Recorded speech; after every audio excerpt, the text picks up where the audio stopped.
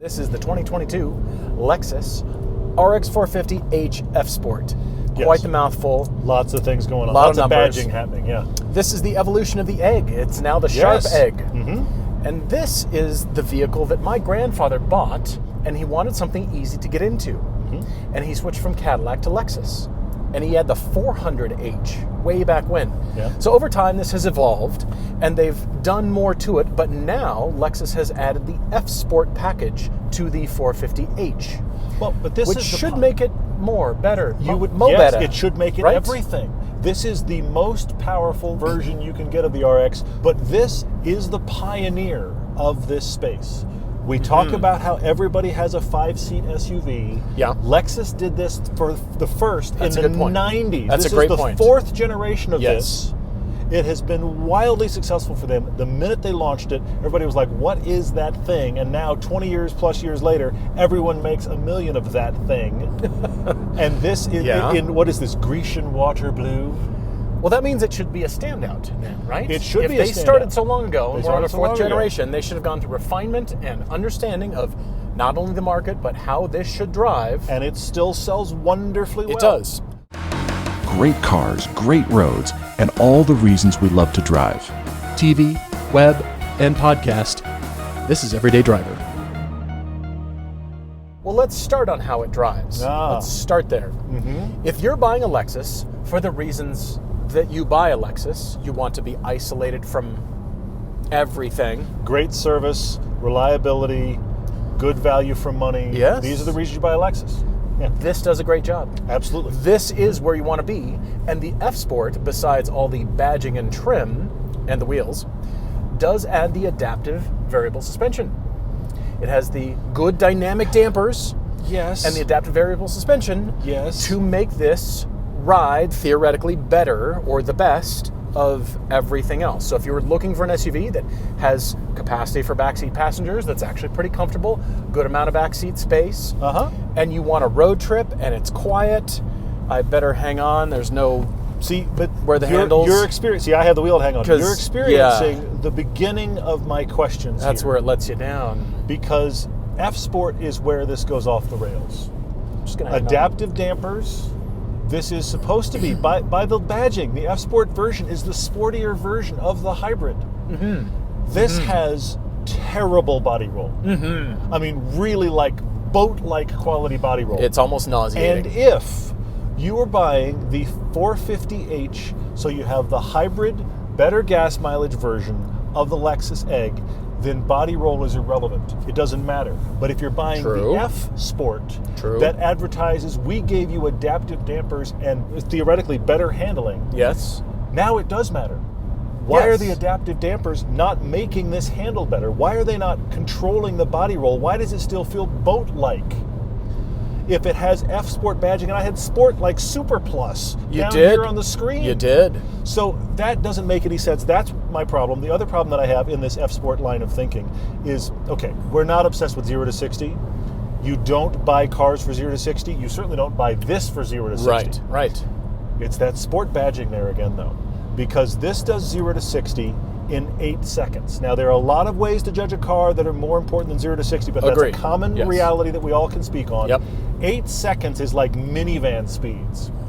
And this is the F Sport version with the most power you can get in this car, and it never feels powerful. In spite of having a V6 and a hybrid motor, it never feels that powerful. Yeah. Now, it goes from the light well because it has a hybrid motor. And it's the Sport version. I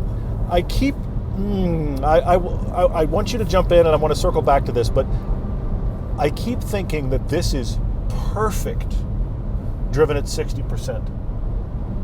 But if you give me sport settings and you give me sport badging and you tell me you've done adaptive dampers and the most power and the blah, blah, blah, I don't want to drive it at 6/10 anymore. Yeah. I want to push it a little bit, and it falls apart spectacularly when you do. You have just identified this vehicle, and you've described it accurately, as an SUV that is at war with itself. That's good. When you buy a hybrid, what are you most concerned with? Fuel economy. That's all you're thinking about. You haven't gone to electric yet, but you're thinking, I want to maximize my fuel economy. And then when you add F-Sport badging, which to Lexus owners and the rest of the world means this is the fun one. It's the sporty one. The sporty one. This is one that has dynamics, it Yes. has power. This does all the performance fun, and it's a hybrid. Exactly. That's what the badging says. So and therefore it works with itself, because when you drive fun and sporty, that means fast. yes. That means you want to turn in fast. You're not doing anything at low speeds. You're doing even medium to high speeds. You want to turn in and feel a corner. You want to get off the line. You want to pass trucks, pass traffic, get through traffic. You want to have a nimble feeling vehicle, which it doesn't. It isn't, sadly. It should, but it doesn't. So let's compare this, if you're shopping for a hybrid, to Toyota's own Venza. This is also a hybrid. It only comes in hybrid It's form. only hybrid now. The second generation of the Venza has been improved dramatically. It is less horsepower. It is a lot less money. It has the same or slightly better 0 to 60. Inside the cabin, the passenger space is a tiny bit bigger, but the cargo space with the rear seats folded down is definitely bigger. And it gets better gas mileage. Yikes. It also weighs 900 to 1,000 pounds less, and you're going to pay $18,000 to $20,000 less. So if you're looking for an actual SUV hybrid with 5-seat space and good amount of cargo room, this isn't the one to buy. When we drove the latest version of the Venza, we were both surprised by it. Yeah, we thought it was pretty cool great. for what it sets out to be. This is compared to their own product. We haven't this is even left Toyota's Toyota. own product line. Yeah, that's hard. So therefore, if you have the F-Sport hybrid over here, it's got to perform, it's got to do better things, but No. it doesn't. So therefore, you've bought this because of 2 badges, not 1. Well, 3. Because it's a Lexus. Yes. Because it's a hybrid, and because it's the sporty one. So therefore, it's a badge exercise all the way around. Yeah, that's interesting. I hadn't thought about the Venza. The Venza surprised me. Throwdown. Well, I started going in through. comparison. I thought surely Lexus knows about the Venza. there had to read have the been at specs least of a this- meeting where they were Yes. aware that Toyota's making a new all-hybrid Yes. Venza, that it competes an awful lot with your RX, just so you know, guys. I thought, okay, Yeah. the Lexus has them on fuel economy. Nope. The Venza combined gets 39. It gets almost 10 miles to the gallon better than this. Yeah. And then I think, okay, well, it has a lot less power. Okay, so it should be a lot slower Nope. than the Lexus. No. Okay, well, the Lexus surely is a better place to be. Okay, by virtue of materials, but then let's talk about cargo space. Well, actually, you fold the rear seats down in the Venza and it's better than this. Wait. Well, I will say that this has the nice Lexus interior, which they are continuing to do something that a lot of the other luxury brands are struggling with, and that is they are continuing to make interiors that not only feel like they're put together very well and feel luxurious, They are. but it doesn't alienate anybody. This is something that other luxury manufacturers are struggling with. Lexus has done a really good job since the LFA, which influenced their whole interior styling, of making interior styling that feels universally pleasing. All right. And I do think this beats the Venza on that feel. It does. Agreed. But this is $62,000, and the Venza was $20,000 less. With a Starlight electrochromic glass roof. Which is cooler than this. That's actually Yeah. true. That one's a struggle.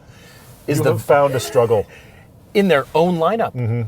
This is just modern surfaces and modern lines. With the Lexus maw on the front. I can't say that it's gotten better, though. This is the sharp egg. It still has It the is the sharp proportion, but it appears that the front overhang is more than the rear. So it appears like it's got an overbite. The interior is nice. It is The nice. materials are a wonderful place to be. I do want to sit here for hours on end on Seats a are road good. trip. They really are. And then let's try to use the interface. It's got this nice big screen up here. Hang on. Before you go too far, let me step here real quick.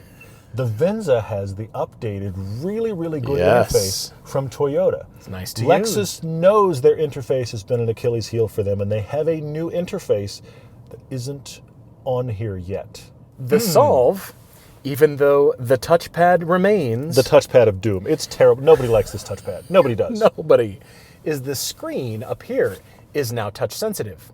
But because it was never designed from a reach perspective to be the main focus and the main screen, you have to lean forward. It's not intuitive and it's not good ergonomically. You have to lean forward. I'm 6 inches and away. Tap through. I can lean and tap. And thank God you can tap this screen finally. Honestly, no, thank God. Because it is so much better than the touchpad, unless you have to go back to the menu, get all your options, and you have to go down to the menu button. Go back to the menu button. Which makes you want to use the touchpad because it was designed for the touchpad because that's what you can reach as a driver. But I really want to touch it. I'm confused. It doesn't. No, but you're going to drive here and you're going to debate 60%. it. I'll back off to 60%. And then it drives perfectly. You just have to ignore the F-Sport badging. The thing is, I think I'll know when I hit 61%. You might.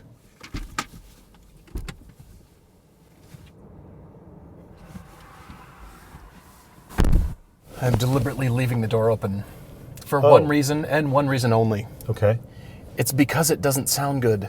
And I'm big on doors because that is the first thing that tells you the quality of what you sunk your money into.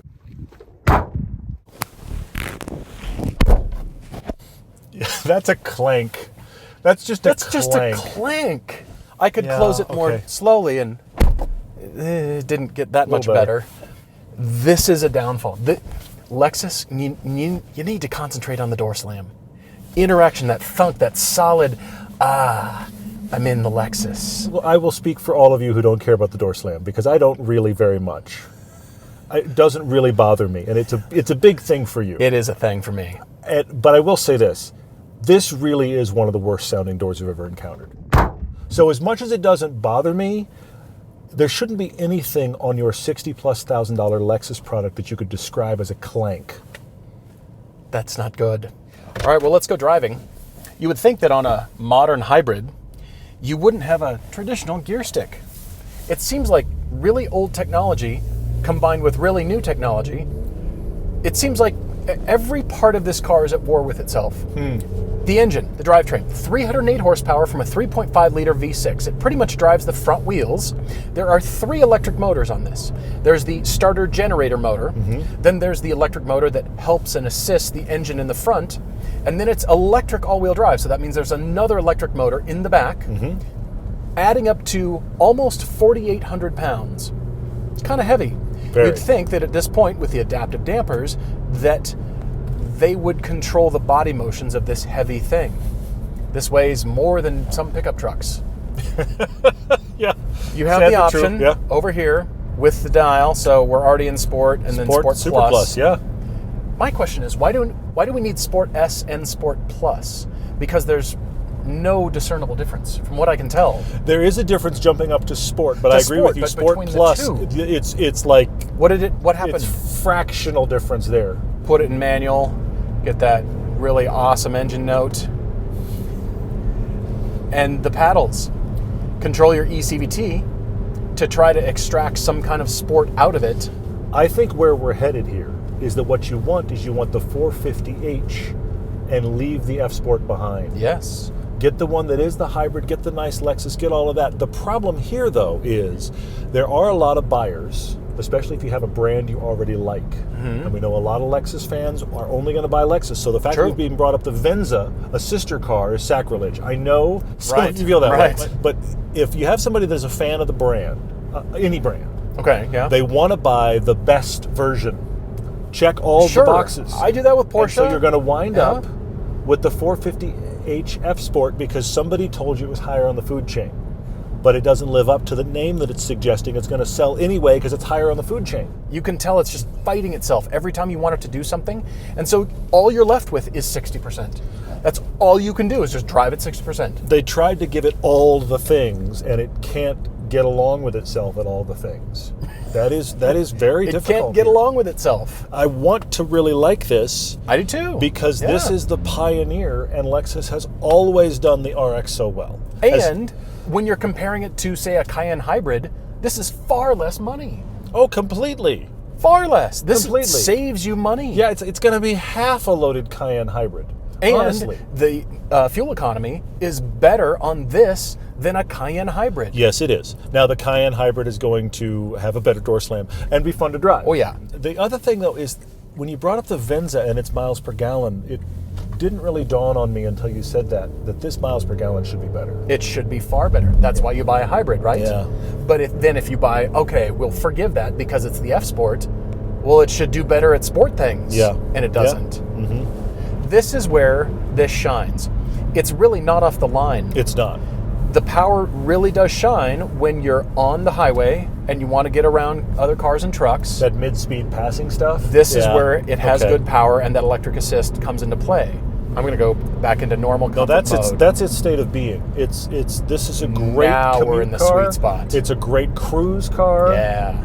It's that sporting intention that it can't meet up with, but 60%, man. But you pay for that sporting 60%. intention. That Yes, F-Sport you did. should take me from 60 to 80 at least. You would think, yes. So, what? Do we need a rethink? Well, but here's the other thing going on though. This generation existed before the revised Venza, which means the Venzas had a full rethink and this hasn't yet. That's a great point. So once you have a full rethink on this RX, taking the Venza into account, Toyota, because I'm sure you will, that suggests that the next version of this could be brilliant. It is. I can't argue the Venza for everybody. all the reasons you should have bought this. The Venza does it better. Ugh. For less. It's got twisties. Sport Plus. Sport Plus isn't going to help you enough. It's not. And I don't like saying that, but it is true. The first time I drove this, I went from where we are down into Salt Lake, and I was at freeway speeds, and I hit that series of corners near the bottom almost to Salt Lake, and I surprised myself.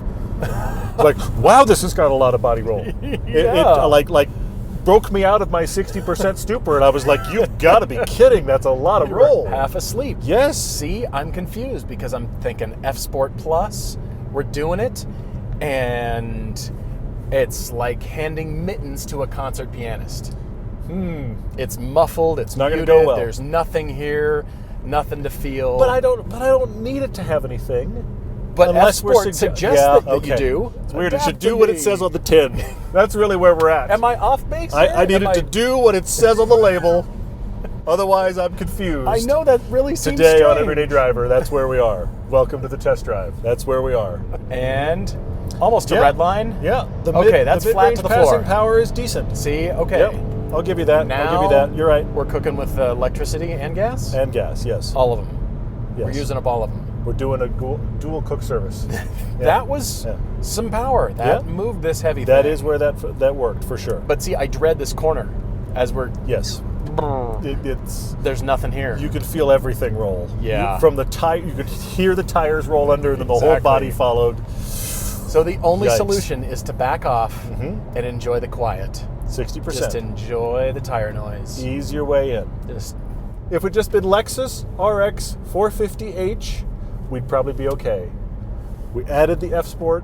It changed our perception. It added to the price. It added the dollars, And now it's not working. I liked your war, because it is at war.